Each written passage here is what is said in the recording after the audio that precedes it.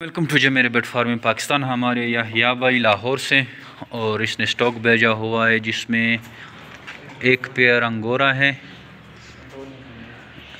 अच्छा, ये New Zealand white, हाँ 2 पेयर न्यूजीलैंड वाइट के हैं, 2 पेयर है ना।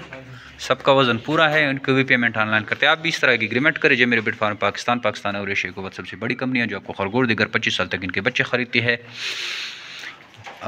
हमारे पैकेजेस तो अभी चल रहे हैं, कुछ पैकेजेस हमने अनाउंस किए, तो आप इन पैकेजेस से भरपूर फ़ायदा उठाएं और किसी भी एक एग्रीमेंट का इंतखाब करें, 1/2 हो या फुल हो। आप जब पैकेजेस देखेंगे हमारे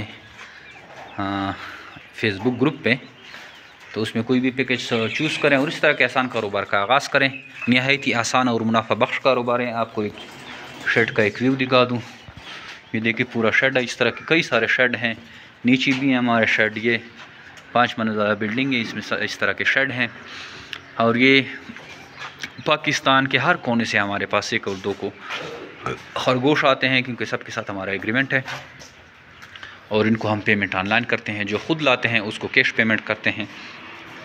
तो आइए और जो मेरे बेट फार्म का हिस्सा बन के इस महंगाई के दौर में नहायत ही आसान और मुनाफा बख्श कारोबार का आगाज़ करें। Thank you. अस्सलाम।